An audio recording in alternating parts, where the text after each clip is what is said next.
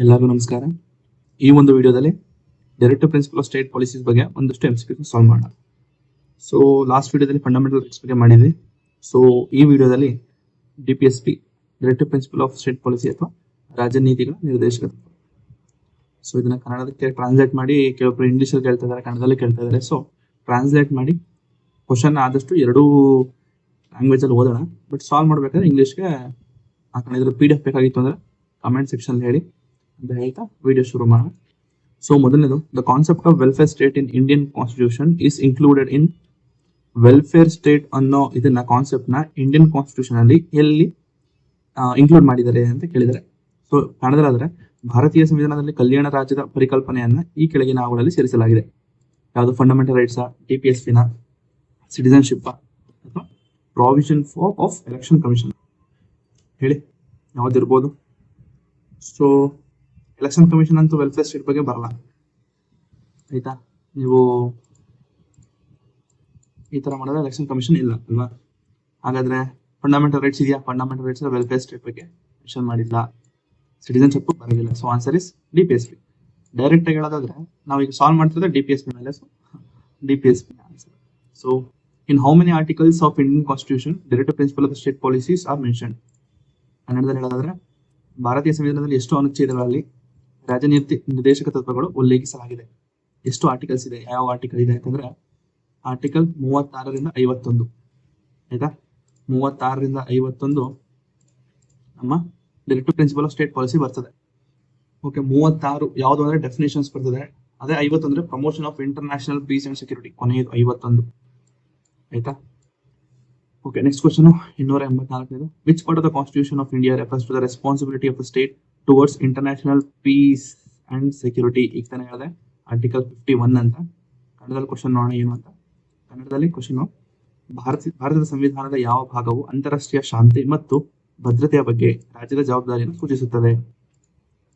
So ಇದಕ್ಕೆ answer ಈಗ ತಾನೇ ಹೇಳಿದೆ ಏನು ಅಂತ, DPSP 284 DPSP ನ ಆರ್ಟಿಕಲ್ 51. ಇದು ಆರ್ಟಿಕಲ್ 51 ಏನ್ ಹೇಳ್ತದೆ ಅಂತಂದ್ರೆ promotion of international peace and security. International piece ಅಂತಂದ್ರೆ ಅಂತಾರಾಷ್ಟ್ರೀಯ ಶಾಂತಿ ಮತ್ತು ಭದ್ರತೆ. 284. ಸೊ ಇದಕ್ಕೆ ಆನ್ಸರ್ ಏನು? ನಿರ್ದೇಶಕರು. ಸರಿ. Next, the purpose of the inclusion of directive principle of state policy in Indian constitution is to establish. ನಿನ್ನೆದರಲ್ಲಿ ಹೇಳಿದೆ ಫಂಡಮೆಂಟಲ್ ರೈಟ್ಸ್ ಯಾವುದಕ್ಕೆ, DPSP ಏನು ಅಂತ ನೆನ್ಪು ಮಾಡ್ಕೊಳ್ಳಿ. ನಿನ್ನೆ ವಿಡಿಯೋ ನೋಡಿದ್ರೆ ನಾವು ಈ ಕ್ವಶನ್ ಸಾಲ್ವ್ ಮಾಡ್ತಾರೆ. ಕನ್ನಡದಲ್ಲಿ ನೋಡೋದಾದ್ರೆ ಭಾರತೀಯ ಸಂವಿಧಾನದಲ್ಲಿ ರಾಜ್ಯ ನೀತಿ ನಿರ್ದೇಶನ ತತ್ವಗಳನ್ನು ಸೇರಿಸುವ ಉದ್ದೇಶವೇನು? Purpose. What is the purpose of adding DPSP ಹೇಳಿದಾನೆ. ಏನಿರ್ಬೋದು?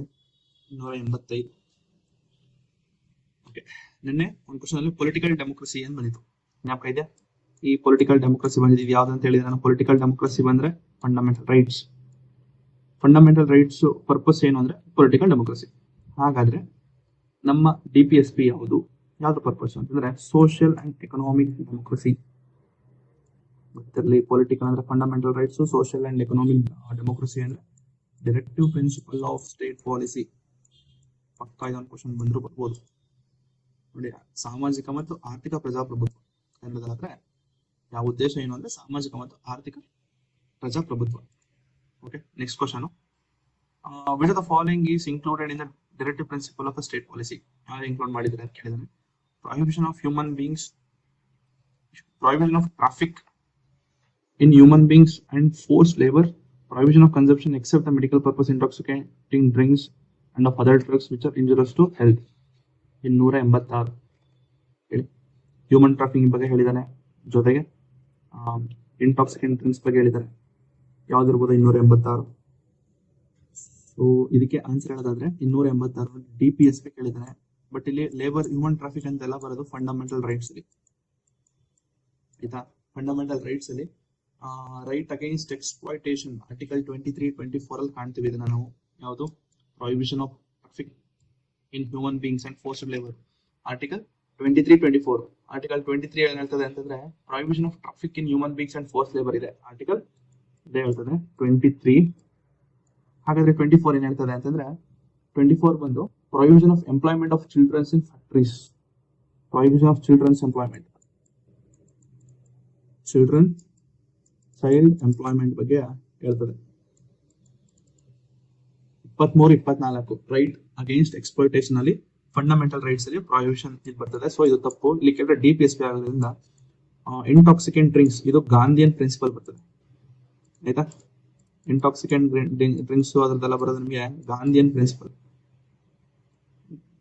ಲಕ್ಷ್ಮೀಕಾಂತ್ ಅಲ್ಲಿ ನೋಡಬೇಕು ಗಾಂಧಿಯನ್ ಪ್ರಿನ್ಸಿಪಲ್ಸ್. ಹಾಗಾದ್ರೆ ಆಪ್ಷನ್ ಬಿ 2 ಓನ್ಲಿ. ಕನ್ನಡದಲ್ಲಾದ್ರೆ 280 ಅನ್ನೋದು ಈ ಕೆಳಗಿನ ಯಾವುದುಗಳಲ್ಲಿ ಪ್ರಜಾಪ್ರಭುತ್ವ ಸದಸ್ಯ ಸೇರಿಸಲಾಗಿದೆ. ಮಾನವ ಸಂಚಾರ ಇದಿಲ್ಲ ಅಂತ ಹೇಳಿದೆ, ನಿಷೇಧ ಅಷ್ಟು ಮಾದಕ ಪಾನೀಯ ಬಗ್ಗೆ ಹೇಳಿದೆ. ಸೊ ಮಾದಕ ಪಾನೀಯ ಅದು ಕರೆಕ್ಟ್ ಆಗಿದೆ, ಗಾಂಧಿಯನ್ ಪ್ರಿನ್ಸಿಪಲ್ ಅಂತ ಹೇಳಿದೆ. ಗಾಂಧಿಯನ್ ಪ್ರಿನ್ಸಿಪಲ್ ಆದ್ರೆ ಬರೀ 2 ಮಾತ್ರ ಆಯ್ತಾ. Next 287 which of the following statement about uniform civil code. Uniform civil code article ಯಾವ್ದು ಹೇಳಿ? ಯೂನಿಫಾರ್ಮ್ ಸಿವಿಲ್ ಕೋಡ್ ಪಟ್ ಅಂತ ಹೇಳ್ತಾ ಇರಬೇಕು. ಯೂನಿಫಾರ್ಮ್ ಸಿವಿಲ್ ಕೋಡ್ ಆರ್ಟಿಕಲ್ 44 ಅಲ್ವಾ. ಆರ್ಟಿಕಲ್ 44 ಅಂತ ಹೇಳ್ತಾರೆ uniform civil code for the citizen ಎಲ್ಲ ನೆನ್ಪು ಮಾಡ್ಕೊಳ್ತಾ ಇರಬೇಕು. 287 ಆಯ್ತು. ಯೂನಿಫಾರ್ಮ್ ಸಿವಿಲ್ ಕೋಡ್ ಬಗ್ಗೆ ನಾನು ಕೇಳಿದ್ದಾನೆ. It is binding on the state that uniform civil code must be made applicable to all. The provision regarding the uniform civil code is contained in part 3 of the constitution. ಈಗಾಗಲೇ ನಾನು DPSP ನಾನು ಯಾವ article ಅಂತ ಹೇಳಿದೆ? DPSP ಬರೋದು part 4 ಆಯ್ತಾ. Part 4 36 article ಇಂದ 51 ವರೆಗೂ ಇದೆ ಅಂತ ಹೇಳಿದೆ. ಇಲ್ಲಿ ಪಾರ್ಟ್ 3 ಅಂತ ಕೇಳಿದ್ದಾನೆ. ಪಾರ್ಟ್ 3 ಅಂದ್ರೆ ಏನು? Fundamental rights. ಸೊ ಇದು ತಪ್ಪು. ಹಾಗೆ 287 statement 1 correct answer 287. So it's binding on the state, it's applicable to all. ನಾನು ಹೇಳಿದೆ uniform civil code for citizen it's applicable to all. ಸರಿನಾ? 287 ಕನ್ನಡದಲ್ಲಿ ಏಕರೂಪ ನಾಗರಿಕ ಸಂಹಿತೆಯ ಬಗ್ಗೆ ಈ ಕೆಳಗಿನ ಯಾವ ಹೇಳಿಕೆಯು ಸರಿಯಾಗಿದೆ? ಎಲ್ಲರಿಗೂ ಅನ್ವಯಿಸುತ್ತಾ ಎಂಬುದು ರಾಜ್ಯಕ್ಕೆ ಬದ್ಧವಾಗಿದೆ. ಎಲ್ಲರಿಗೂ ಅನ್ವಯಿಸುತ್ತೆ, ಸರಿ. ಇದು ಭಾಗ 3ರಲ್ಲಿ ಒಳಗೊಂಡಿದೆ, ಇಲ್ಲ ಇದು ಭಾಗ 4ಅಲ್ಲಿ ಇದೆ ಆಯ್ತಾ. ಸೊ ಇದು ಕೇವಲ ಒಂದು ಹೇಳಿಕೆ ಮಾತ್ರ ಕರೆಕ್ಟ್ ಆಗಿದೆ. ಸೊ 287 ಬಂದು A. So next question, directive principle of the state policy direct the state for which of the following ಅಂತ ಹೇಳಿದಾನೆ? To secure a social order, of promotion of welfare of the people, to separate judiciary from executive, to improve public health. ಈ statements ನೋಡ್ಕೊಂಡು ಹೇಳಿ answer ಮಾಡಿದಾನೆ. DPSP to secure a social order for the promotion of welfare of people 288. Judiciary and executive ಯಾವ್ದು ಬರ್ತದೆ ಅಂತ article separation of judiciary and executive ಬರೋದು ಇದು article 50 ಆಯ್ತಾ. ಇದು ಆರ್ಟಿಕಲ್ 50 ನೋಡಿ. Separation of to separate judiciary from executive, separation of judiciary from executive ಅದನ್ನ ನೀವು ಆರ್ಟಿಕಲ್ 50 ನೋಡ್ತೀವಿ. ಅದನ್ನ ಟು ಇಂಪ್ರೂವ್ ಪಬ್ಲಿಕ್ ಹೆಲ್ತ್ ಅಂತ ಕೇಳಿದಾನೆ. ಇದೆಲ್ಲಿ ಬರ್ತದೆ ಅಂತಂದ್ರೆ ಆರ್ಟಿಕಲ್ 47. ಆರ್ಟಿಕಲ್ 47 ಅಲ್ಲಿ ಟು ಇಂಪ್ರೂವ್ ಪಬ್ಲಿಕ್ ಹೆಲ್ತ್ ಬಗ್ಗೆ ನೋಡ್ತೀವಿ. To secure a social order, to secure social order ಅಲ್ಲಿ ನೋಡ್ತೀವಿ ಅಂತಂದ್ರೆ ಸೋಷಿಯಲ್ ಆರ್ಡರ್ ಆರ್ಟಿಕಲ್ 38. ಸೊ ನೀವು ಇದನ್ನ 38 47 ಅಂತ ಜ್ಞಾಪಕ ಇಟ್ಕೋಬೇಕು ಅಂತ ಏನಿಲ್ಲ. ಸ್ಟೇಟ್ಮೆಂಟ್ ಗಳಲ್ಲಿ ನಿಮ್ಮ ಈ 36ರಿಂದ 51 ಆರ್ಟಿಕಲ್ ಅಲ್ಲಿ ವಿತೌಟ್ ನಿಮ್ಗೆ ಆರ್ಟಿಕಲ್ ನಂಬರ್ ಗೊತ್ತಿಲ್ಲದೆ ಇದ್ರು ಪರವಾಗಿಲ್ಲ, ನಿಮ್ಗೆ ಅದನ್ನ ಆರ್ಟಿಕಲ್ 38 ಅಂದ್ರೆ ಏನೋ ಅಷ್ಟು ಗೊತ್ತಿರೋ ಸಾಕು. DPSP ಯಾವ್ದು ಇದೆ ಅದು ಅಂತ ನಿಮ್ಗೆ ಗೊತ್ತಿರಬೇಕು ಅಷ್ಟೇ. ಹಾಗಾದ್ರೆ ಇದು 38 50 47 ಎಲ್ಲ ಈ 36 51 ಪಾರ್ಟ್ 4 ಇದೆ DPSP. So D is the correct answer. 3 correct ಆಗಿದೆ. ಇದ್ರಲ್ಲಿ ನೋಡೋದಾದ್ರೆ ಜನರ ಕಲ್ಯಾಣ ಉತ್ತೇಜಿಸುವ, ಸಾಮಾಜಿಕ ವ್ಯವಸ್ಥೆಯನ್ನು ಭದ್ರಪಡಿಸುವುದು, ನ್ಯಾಯಾಂಗವನ್ನು ಕಾರ್ಯಾಂಗದಿಂದ ಬೇರ್ಪಡಿಸುವುದು, ಸರಿ. ಸಾರ್ವಜನಿಕ ಪಬ್ಲಿಕ್ ಹೆಲ್ತ್ ಬಗ್ಗೆ ಹೇಳಿದೆ. ಸೊ 3 ಸ್ಟೇಟ್ಮೆಂಟ್ಗಳು ಕೂಡ ಕರೆಕ್ಟ್ ಆಗಿದೆ. ನೆಕ್ಸ್ಟ್ 289 ND 2017 ಕೇಳಿ ಕ್ವಶನ್. ಇದು ಯಾಕೆ ಇಂಡಿಯಾ ಪೇಪರ್ ಕ್ವಶನ್ಸ್ ಹಾಕಿದೀನಿ ಅಂತಂದ್ರೆ ನಾನು ನೋಡಿದೀನಿ ಸುಮಾರು ಕ್ವಶನ್ಸ್ ಎಲ್ಲ ನಮ್ಗೆ ND ಅಂತಂದ್ರೆ ಏನು ಅಂತಾನೆ ಗೊತ್ತಿರಲ್ಲ, ಅಲ್ಲಿಂದ ಎತ್ತಿಟ್ಕೊಟ್ಟಿರ್ತಾನೆ ಕೆ ಇದು. ಸೊ ಅದಕ್ಕೆ ಒಂದಷ್ಟು ಕ್ವಶನ್ ಅಲ್ಲಿ ಹಾಕಿದ್ದೀನಿ. So consider the following statement. DPSP of the state policies are DPSP ಅಂದ್ರೆ directives in nature of ideals of state. ಎರಡನೇ statement directive influencing and shaping the policy of the state. non-justiciable rights of the citizen. Statement ಯಾವ್ದು correct ಆಗಿದೆ? 289 ಕನ್ನಡದಲ್ಲಿ ಹೇಳೋದಾದ್ರೆ ರಾಜ್ಯದ ಆದರ್ಶಗಳ ಸ್ವರೂಪದಲ್ಲಿ ನಿರ್ದೇಶನಗಳು, ರಾಜ್ಯದ ನೀತಿಯ ಮೇಲೆ ಪ್ರಭಾವ ಬೀರುವುದು ಮತ್ತು ರೂಪಿಸುವ ನಿರ್ದೇಶನಗಳು, ನಾಗರಿಕರ ನ್ಯಾಯಸಮ್ಮತವಲ್ಲದ ಹಕ್ಕುಗಳು. ಈ ಕೆಳಗಿನ ಯಾವ ಹೇಳಿಕೆಗಳು ಸರಿಯಾಗಿದೆ? ಸೊ 289 3 ಸ್ಟೇಟ್ಮೆಂಟ್ಗಳು ಕೂಡ ಕರೆಕ್ಟ್ ಆಗಿದೆ. ಪಾಲಿಸಿ ಶೇಪಿಂಗ್ ಪಾಲಿಸೀಸ್ ಯಾವ್ದಾರ ಪಾಲಿಸಿ ಮಾಡಬೇಕು ಅಂದ್ರೆ ಹೆಲ್ಪ್ ಆಗುತ್ತೆ ಡೈರೆಕ್ಟಿವ್, ಸರಿ. ಇನ್ಫ್ಲೂಯೆನ್ಸ್ ಸರಿ. Next ideals of the state ಸರಿ. ನಾನ್ ಜಸ್ಟಿಸಬಲ್ ಗೊತ್ತಿರಲಿ. Fundamental rights are justiciable. ಅಕಸ್ಮಾತ್ ಅದು ವೈಲೇಟ್ ಆಯ್ತು ಅಂದ್ರೆ ಫಂಡಮೆಂಟಲ್ ರೈಟ್ಸ್ ಅದನ್ನ ನೀವು ಕೋರ್ಟ್ಗೆ ಹೋಗಿ ಇದು ಮಾಡಬಹುದು. ಬಟ್ ಈ DPSP ಇಲ್ಲಿರೋ ಒಂದಷ್ಟು ಫಂಡಮೆಂಟಲ್ ಡ್ಯೂಟೀಸ್ ಏನಿದೆ ಅದ್ರದ್ದು ವೈಲೇಟ್ ಆಯ್ತು ಅಂದ್ರೆ ನೀವು ಕೋರ್ಟ್ಗೆ ಹೋಗೋದಕ್ಕೆ ಆಗೋದಿಲ್ಲ, ಸರಿನಾ? ಸೊ ಇಟ್ ಇಸ್ ನಾನ್ ಜಸ್ಟಿಸಬಲ್ ನೋಡಿ, ನಾನ್ ಜಸ್ಟಿಸಬಲ್. ಸೊ ಕರೆಕ್ಟ್ ಆಗಿದೆ. ಸೊ 3 ಸ್ಟೇಟ್ಮೆಂಟ್ ಕರೆಕ್ಟ್ ಆಗಿದೆ. ಇದು ಹೇಳೋದಾದ್ರೆ ನ್ಯಾಯಸಮ್ಮತವಲ್ಲದ ಸರಿ ಸರಿ ಸರಿ 3 ಸ್ಟೇಟ್ಮೆಂಟ್ಗಳು ಕೂಡ ಸರಿ. ಅಸರ್ಷನ್ ಅಂಡ್ ರೀಸನ್ ಒಂದು ಕ್ವಶನ್ ಅಂತೂ ಬಂದೇ ಬರುತ್ತೆ. Assertion and reason VA consider the following statement and select the correct answer from the code given below. The directive principle of the state policy contained in the Constitution of India relevant in determining the limits of reasonable restriction laid down in the Article 19 dealing with the fundamental rights of right to freedom. The fundamental rights in the parts of the Constitution have been superseded by DPSP. 290 okay, ಕನ್ನಡದಲ್ಲಿ ನೋಡಿದ್ರೆ 290 ಭಾರತದ ಸಂವಿಧಾನದಲ್ಲಿ ಒಳಗೊಂಡಿರುವ ರಾಜನೀತಿ ನಿರ್ದೇಶಕ ತತ್ವಗಳು ಸ್ವಾತಂತ್ರ್ಯದ ಮೂಲಭೂತ ಹಕ್ಕಿಗೆ ಸಂಬಂಧಿಸಿದ ಅನುಚ್ಛೇದ 19ರಲ್ಲಿ ವಿಧಿಸಿದ ಸಮಂಜಸವಾದ ನಿರ್ಬಂಧಗಳ ಮಿತಿಯನ್ನು ನಿರ್ಧರಿಸುವಲ್ಲಿ ಪ್ರಸ್ತುತವಾಗಿದೆ. ಸಂವಿಧಾನದ ಭಾಗ 3ರಲ್ಲಿ ಮೂಲಭೂತ ಹಕ್ಕುಗಳನ್ನು ನಿರ್ದೇಶಕ ತತ್ವಗಳಿಂದ ಮೀರಿಸಲಾಗಿದೆ. ಇದು Kannada questions. So English solve ಮಾಡ್ತೀನಿ ಏನು ಅಂತ. ಸೂಪರ್ಸೀಡೆಡ್ ಬೈ ಇಲ್ಲ fundamental is never superseded by DPSP. So reason ತಪ್ಪು, ಇದು ಕರೆಕ್ಟ್ ಆಗಿದೆ, ಅಸರ್ಷನ್ ಕರೆಕ್ಟ್ ಆಗಿದೆ. So 290 answer C, assertion is true but reasoning is false. Fundamental rights in part 2 the constitution superseded by no never. Fundamental rights DPSP ಇಂದ seeded ಆಗಿಲ್ಲ, superseded ಅಂತ ಆಗಿಲ್ಲ, ಸರಿನಾ? Super seeded ಆಗಿದೆ ಅಂತ seeded ಆಗಿದೆ ಅಂದ್ರೆ ಅದರಿಂದ ಎತ್ತಿದ್ ಮಾಡಿದ್ದಾರೆ ಅಂತ ಇದೆ. DPSP ಇಂದ ಫಂಡಮೆಂಟಲ್ ರೈಟ್ಸ್ ಮಾಡಿದಾರೆ ಇಲ್ಲ. ಫಂಡಮೆಂಟಲ್ ರೈಟ್ಸ್ ಕೆಲವೊಂದು ಇದನ್ನ ಮಾಡ್ಬೇಕಾಗಿತ್ತು ಬಟ್ ಮಾಡಿಲ್ಲ ಅನ್ನೋ ಕಾರಣಕ್ಕೆ DPSP ಮಾಡಿದ್ರು, ಸರಿನಾ? ಒಂದಷ್ಟು ಲಾಸ್ ಅಂದ್ರೆ ಆರ್ಟಿಕಲ್ಸ್ ಇದಾವಲ್ಲ, ನೀವು ನೋಡಿದ್ರೆ ಗೊತ್ತಾಗುತ್ತೆ ಯಾವ್ದು DPSP ಇದೆ ಅಂತ. 291 though the DPSP contained in the Constitution are not enforceable by any court, though the DPSP of the state policy contained in the Constitution are non-enforceable by court, yet they are fundamentals in the governance of the country, binding on the state, enforceable at the instance of the President of India, superior to fundamental rights. ಗೊತ್ತಿರಲಿ, ಈ DPSP ಮತ್ತು fundamental rights ಎರಡೂ ಮಧ್ಯೆ superiority ಇಲ್ಲ. ಆದ್ರೆ ಕೆಲವೊಬ್ರು ಹೇಳ್ತಾರೆ fundamental rights R superior ಅಂತ ಹೇಳ್ತಾರೆ, ಕೆಲವೊಬ್ರು DPSP ಸುಪೀರಿಯರ್ ಅಂತಾರೆ. ಸೊ ಎಲ್ಲೂ ಕೂಡ ಕಾನ್ಸ್ಟಿಟ್ಯೂಷನಲ್ ಆಗಿರ್ಬೋದು, ಬೇರೆ ಕಡೆ ಎಲ್ಲೂ ಕೂಡ ಇದು ಸುಪೀರಿಯರ್ ಅದು ಸುಪೀರಿಯರ್ ಅಂತ ಮೆನ್ಷನ್ ಮಾಡಿಲ್ಲ, ಅದು ಗೊತ್ತಿರಲಿ.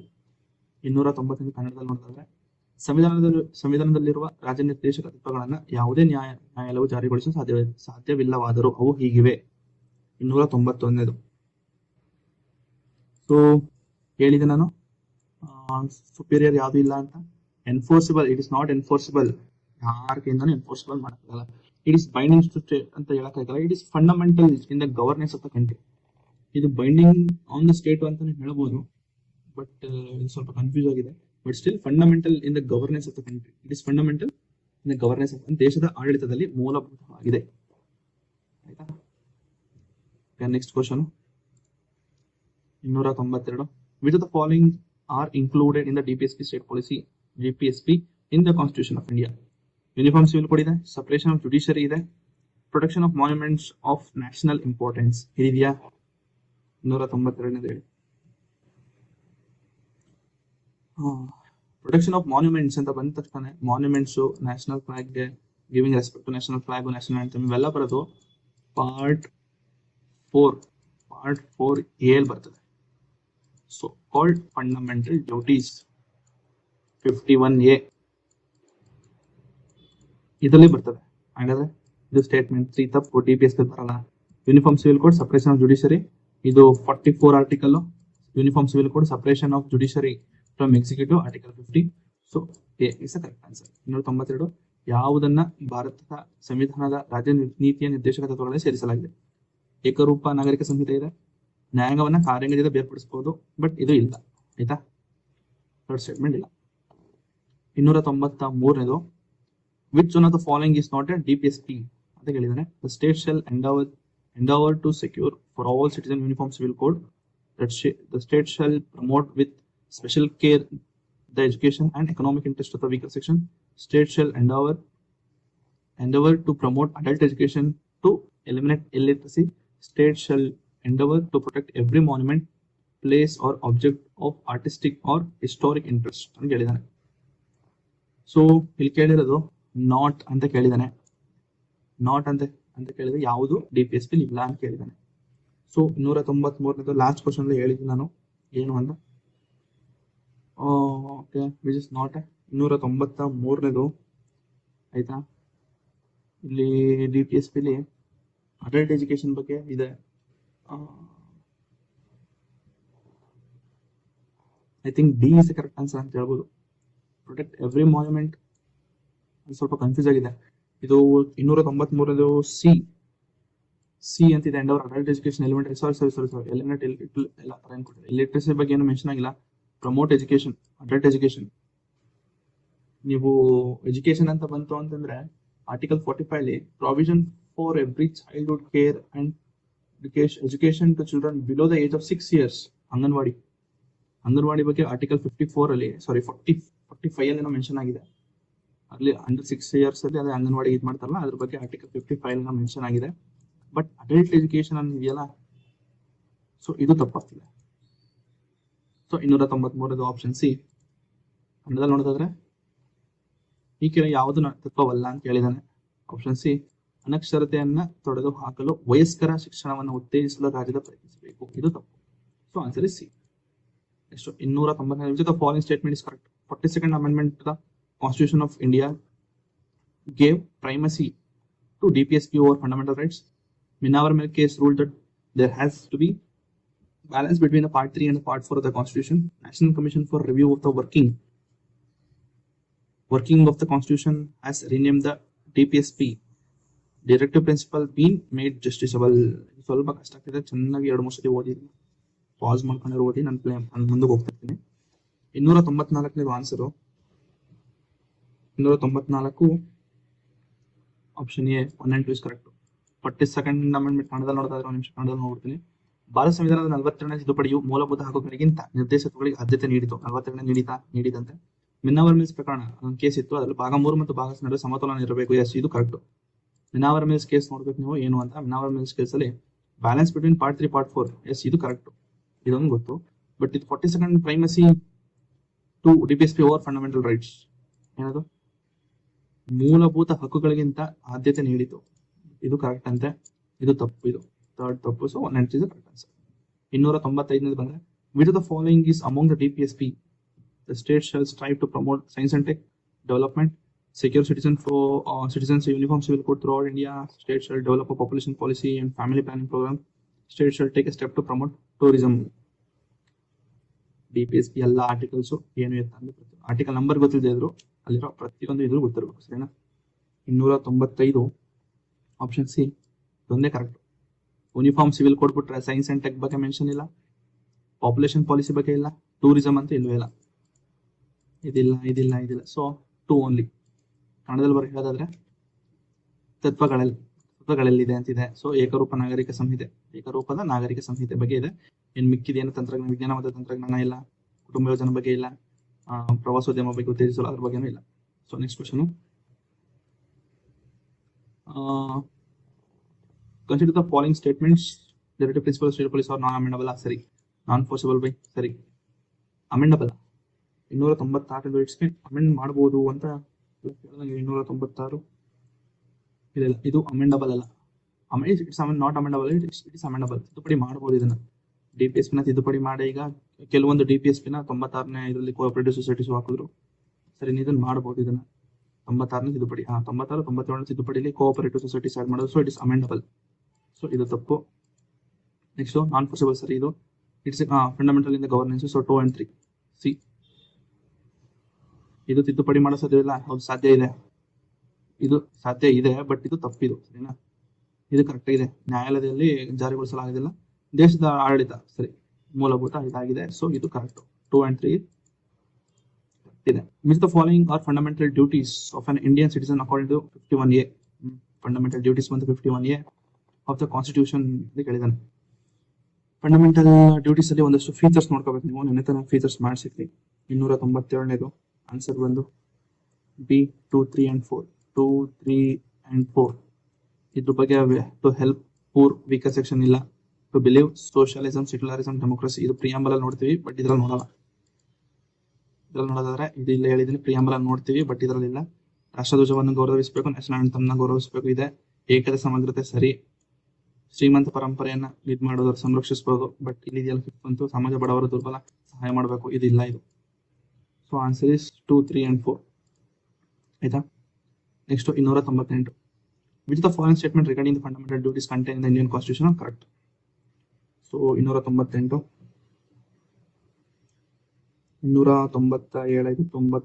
ಬಂದು option D 3 and 4. Fundamental duties become a part of the constitution according recommendation Swaran Singh. ಅದೊಂದೇ ಇರೋದು ಸ್ವರಣ್ ಸಿಂಗ್ ಕಮಿಟಿಯಿಂದಾನೇ ಬಂದಿತ್ತು ಅಂತ. ಫಸ್ಟ್ ಪೇಜ್ ಅಲ್ಲ ಸೆಕೆಂಡ್ ಪೇಜ್ ಅಲ್ಲ ಅಲ್ಲೇ ಸ್ವರಣ್ ಸಿಂಗ್ ಕಮಿಟಿ ಅಂತಿದೆ. ಅಪ್ಲಿಕೇಬಲ್ ಇದು ಗೊತ್ತಿರಲಿ. ಫಂಡಮೆಂಟಲ್ ಡ್ಯೂಟೀಸ್ ಫಂಡಮೆಂಟಲ್ ರೈಟ್ಸ್ ಮತ್ತೆ ಫಂಡಮೆಂಟಲ್ ಡ್ಯೂಟಿ ಇದು DPSP ಇನ್ಕ್ಲೂಡ್ಸ್ ಸಿಟಿಸನ್ಸ್ ಮತ್ತೆ ಫಾರಿನ್ ಬಾಡೀಸ್ಗೂ ಅಪ್ಲಿಕೇಬಲ್ ಆಗುತ್ತೆ. ಬಟ್ ಈ ಫಂಡಮೆಂಟಲ್ ಡ್ಯೂಟೀಸ್ ಏನಿದೆ ಇದು ಬರೀ only to citizens of India ಅದು ಮೆನ್ಷನ್ ಆಗಿದೆ. ಭಾರತದ ನಾಗರಿಕರಿಗೆ ಮಾತ್ರ. ಸ್ವರಣ್ ಸಿಂಗ್ ಕಮಿಟಿ ಇದೊಂದು ನೋಡ್ಕೊಂಡ್ರೆ 3 and 4 correct answer.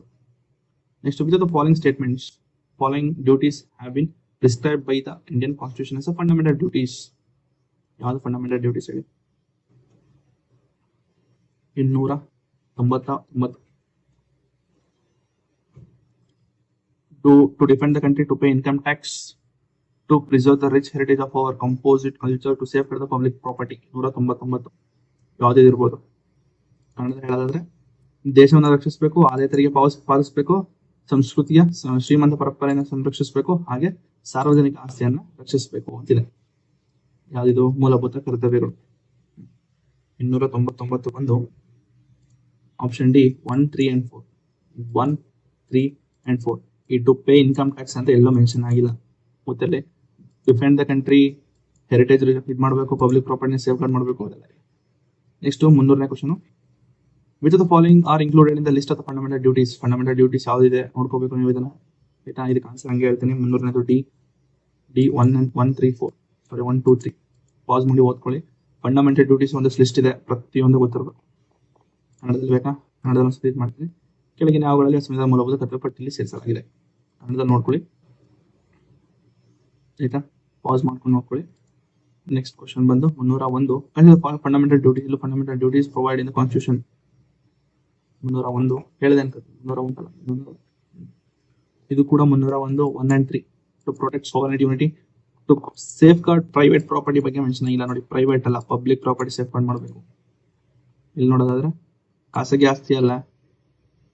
ನೆಕ್ಸ್ಟ್ ಸಾರ್ವಭೌಮಿಕತೆ ಇದೆ. ಅರಣ್ಯಗಳ ಸರೋವರ ನದಿಗಳನ್ನ ವನ್ಯಜೀವಿ ಸೇರಿದಂತೆ ಹೆಸರು ಪರಿಸರ ಸಂರಕ್ಷಣೆ ಮತ್ತು ಸುಧಾರಿಸಬೇಕು. ಇದು ಕರೆಕ್ಟ್ ಆಗಿದೆ 1 and 3. So 1 and 3 correct answer.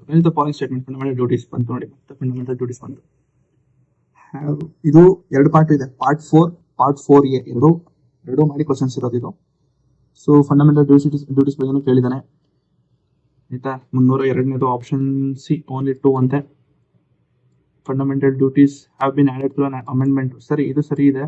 It is mandatory on all citizen. ಇಲ್ಲ, ಮ್ಯಾಂಡೇಟರಿ ಇಲ್ಲ. ಇಟ್ ಶುಡ್ ಅಂದ್ರೆ ಪಾಲಿಸಬೇಕು ಅಂತಿದೆ, ಮ್ಯಾಂಡೇಟರಿ ಅಂತ ಏನಿಲ್ಲ.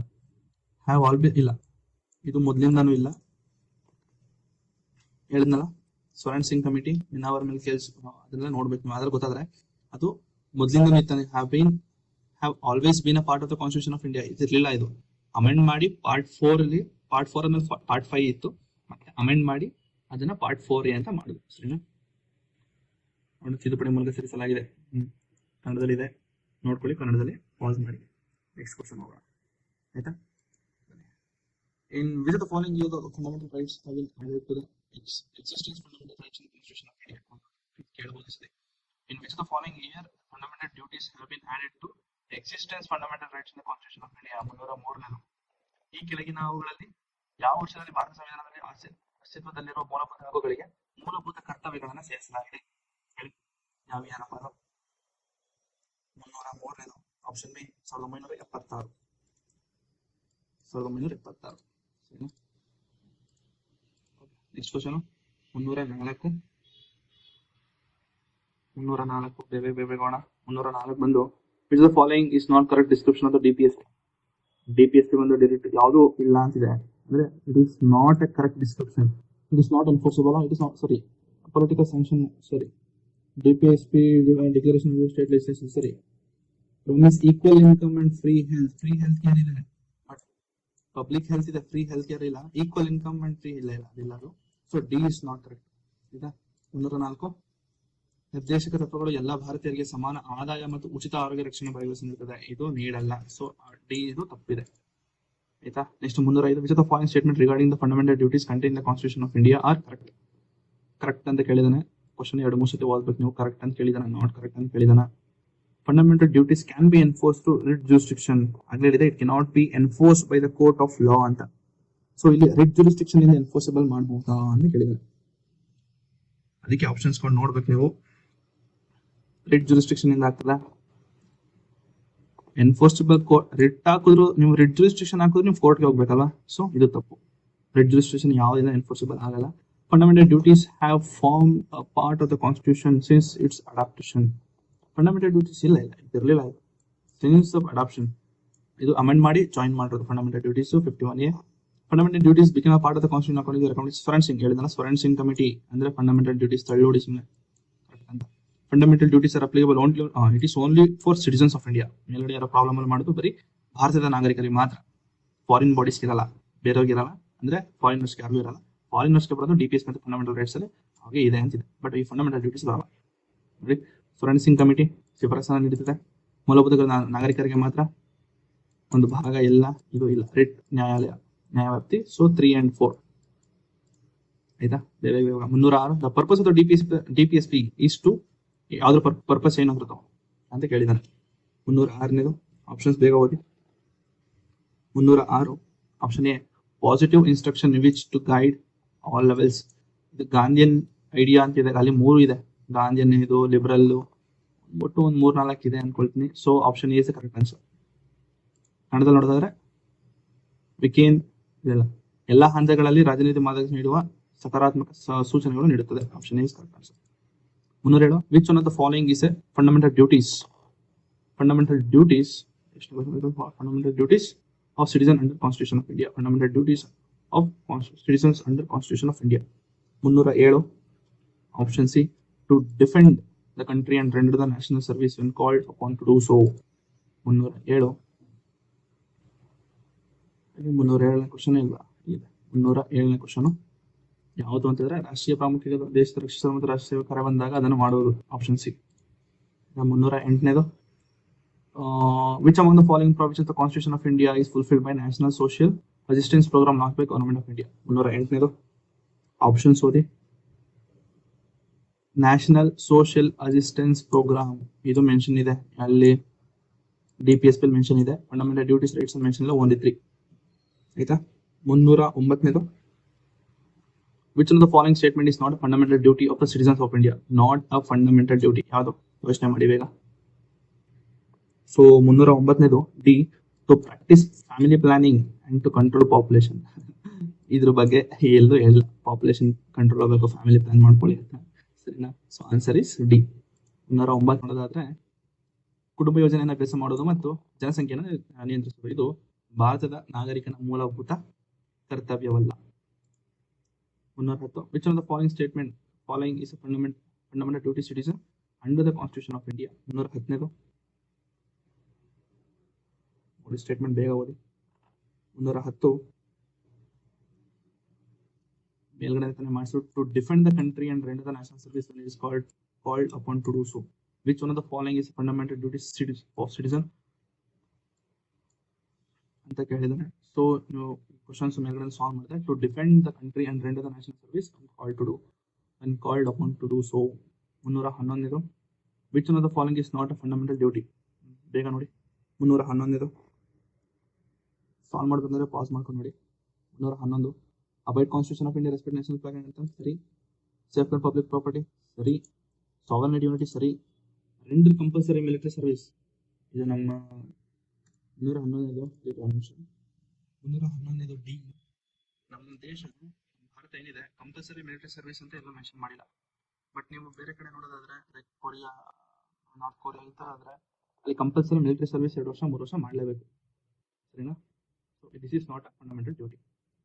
311ನೇದು ಇಲ್ಲಿ ನೋಡಿ, ಕಡ್ಡಾಯ ಮಿಲಿಟರಿ ಸೇವೆಯನ್ನ ಒದಗಿಸೋದು ನಮ್ಮ ಮೂಲಭೂತ ಕರ್ತವ್ಯವಲ್ಲ. ಆಯ್ತಾ. Next 312 following statement is not related to fundamental duties. 312ನೇದು options option C 3 and 4 is not related to promote educational economic interest for weaker section ಆಗಲೇ ನೋಡಿದ್ವಲ್ಲ, ಇದಿಲ್ಲ ಇದು. To protect monument of historic interest and national importance. Monuments ಬಗ್ಗೆ ಹೇಳಿದೆ, but ಈ national importance ಬಗ್ಗೆ historic interest. So 312 3 and 4, 312 3 and 4. Next 313, which principle amount the following was added to the DPSP by 42nd amendment act. ಇದರಲ್ಲಿ ಒಟ್ಟು 4 ಇದೆ. 4 DPSP add ಮಾಡ್ತಾರೆ, 42nd amendment ಆಗ್ತಾರೆ. 4 ನೋಡ್ಕೋಬೇಕು ನೀವು. 313 ಆನ್ಸರ್ ಬಂದು B, participation of workers in management of industries. ಆಯ್ತಾ. Next 314, consider the following statement. With reference to the Constitution of India, the DPSP state directive principle of the state policy constitute limitations upon. 314 ಸ್ವಲ್ಪ ಕಷ್ಟ ಇದೆ ಅನ್ಸುತ್ತೆ.